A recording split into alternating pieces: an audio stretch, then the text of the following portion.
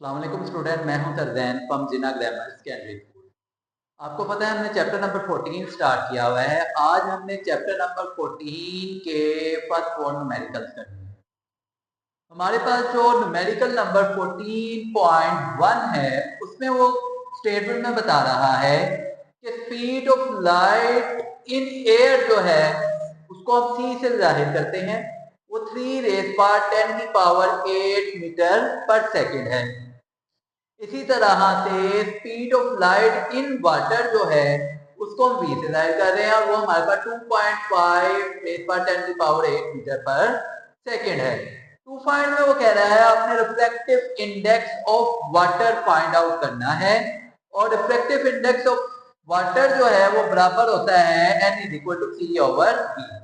इसमें हम क्या करते हैं, speed of light in air जो कि 3 रेज़ पावर 10 की पावर 8 मीटर पर सेकेंड है उसको डिवाइड कर देते हैं speed of light in water से जो 2.25 रेज़ पावर 10 की पावर 8 है।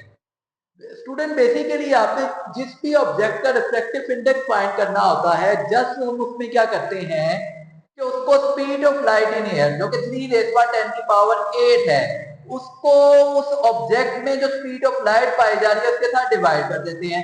तो हमने क्योंकि वाटर का रिफ्रैक्टिव इंडेक्स फाइंड करना है तो वाटर में पाए जाने वाली जो स्पीड ऑफ लाइट है वो कितनी है 2.25, उसको speed of light in air यानी कि 3 रेज़ पावर 10 की पावर 8 के साथ डिवाइड कर देंगे। तो जब आप इस दोनों वैल्यूज को डिवाइड करेंगे तो आपके पास रिफ्रैक्टिव इंडेक्स ऑफ वाटर जो है वो 1.63 आ जाएगा। रिफ्रैक्टिव इंडेक्स जो है इसका कोई यूनिट नहीं होता, इसलिए हमने इसके साथ कोई यूनिट जो है वो मेंशन नहीं किया। जस्ट आपने ये फार्मूला याद रखना है, n is equal to c over v। c से मुराद speed of light in air है, v से मुराद speed of light in water है। c की जगह आपने c की वैल्यू पुट कर देनी है, v की जगह आपने 2.25 रेज़ पावर 10 की पावर 8 v की वैल्यू पुट कर देनी है और इन दोनों को डिवाइड करने हैं तो आपके पास रिफ्रैक्टिव इंडेक्स ऑफ वाटर की वैल्यू आ जाएगी। नेक्स्ट स्टूडेंट हमारे पास है न्यूमेरिकल नंबर 14.2। इसके अंदर वो हमें बता रहा है कि आपके पास दो तरह के मीडियम हैं। पहले मीडियम का जो रिफ्रैक्टिव इंडेक्स है वो 1 है, दूसरे का 1.5 है और एंगल ऑफ इंसिडेंस जो है वो 30 डिग्री है। आपने angle of reflection find out करना है। अगर आपको याद हो तो हमने जब टोटल इंटरनल रिफ्लेक्शन के लिए फार्मूला ड्राइव किया था तो वहां हमने ये फार्मूला इस्तेमाल किया था, sin i over sin r is equal to n2 over n1। n2 से मुराद हमारे पास रिफ्रैक्टिव इंडेक्स सेकंड मीडियम का और n1 से मुराद पहले मीडियम का। अब स्टूडेंट हमें क्या चाहिए, sin r की वैल्यू जो है वो चाहिए। तो क्या करेंगे कि sin r यहां से दूसरी साइड यानी कि राइट हैंड साइड पर चला जाएगा और n2 जो है वो इधर लेफ्ट हैंड साइड पर आकर डिवाइड हो जाएगा और ये वाला जो n1 है वो sin i के साथ आकर मल्टीप्लाई हो जाएगा। ठीक है स्टूडेंट, यहां पर n1 sin i के साथ जाकर मल्टीप्लाई हो गया और n2 जो है इधर आकर डिवाइड हो गया और sin r जो है वो राइट हैंड साइड पर चला गया। ठीक है, अब जस्ट आपने क्या करना है, वैल्यूज को पुट कर देना है। यहां पर जो आपके पास n1 की वैल्यू है वो 1 है तो इधर 1 आ जाएगा। उसी तरह से sine of angle of incidence 30 degree है तो इधर i की जगह 30 डिग्री आ जाएगा और n2 कितना है वो 1.5 है तो इधर क्या आ जाएगा 1.5 आ जाएगा। साइन 30 डिग्री जो है स्टूडेंट वो 0.5 के बराबर होता है। आपने 1 को 0.5 के साथ मल्टीप्लाई करना है और फिर उसको 1.5 के साथ डिवाइड कर देना है तो आपके पास साइन r आ जाएगा 0.333 के बराबर।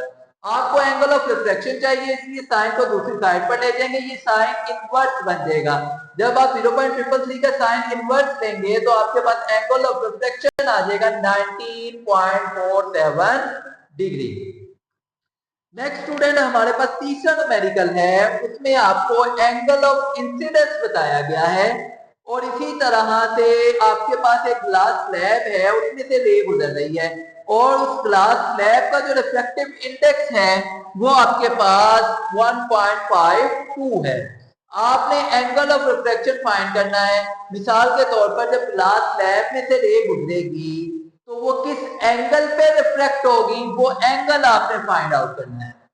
तो इसके लिए आपको याद होगा जब हमने रिफ्लेक्शन वाला टॉपिक पढ़ा था उसमें लॉ ऑफ रिफ्लेक्शन हमने पढ़े थे, उसमें हमने ये पढ़ा था कि sign of angle of incidence की जब हम रेशियो लेते हैं sign of angle of reflection के साथ तो वो हमेशा क्या आती है, कांस्टेंट, और उसका आंसर जाहिर किया जाता है। अब हमें क्या चाहिए, हमें आर की वैल्यू चाहिए, तो साइन आर को दूसरी तरफ ले जाएंगे और एन इधर आकर डिवाइड हो जाएगा। अब यहाँ पर स्टूडेंट ये देखें कि आपके पास एंगल ऑफ इंसिडेंस 40 डिग्री था, आई की जगह क्या आ गया 40 डिग्री, और इस एन की जगह क्या आ गया 1.52 आ गया। ठीक है, साइन 40 0.6429 के बराबर होता है। आपने 0.6429 को 1.52 के साथ डिवाइड कर देना है, उससे के बाद आपके पास आंसर आएगा 0.4228। इसका आपने क्या करना है, साइन इनवर्स ले लेना है। साइन इधर है, दूसरी साइड पर जाकर इनवर्स हो जाएगा। तो जब आप इसका साइन इनवर्स लेंगे तो आपके पास आंसर आएगा 25 डिग्री, यानी कि रे जो है वो 25 डिग्री के एंगल के ऊपर रिफ्रैक्ट होगी। स्टूडेंट इसके बाद आपके पास जो न्यूमेरिकल नंबर 14.4 है उसके अंदर भी आपने यही फार्मूला इस्तेमाल करना है, sine i over sine r. I से मुराद एंगल ऑफ इंसिडेंस है, आर से मुराद एंगल ऑफ रिफ्लेक्शन है। आपने उस न्यूमेरिकल के अंदर क्या करना है, स्टेटमेंट के अंदर एंगल ऑफ इंसिडेंस भी बताया गया है और एंगल ऑफ रिफ्लेक्शन भी बताया गया है। आपने आई की जगह एंगल ऑफ इंसिडेंस की वैल्यू पुट कर देनी है और आर की जगह एंगल ऑफ रिफ्लेक्शन की वैल्यू को पुट कर देना है और उनका साइन ले लेना है। जो आंसर आएगा उसको आपने आपस में डिवाइड करना है, तो आपके पास जो है एन की वैल्यू आ जाएगी।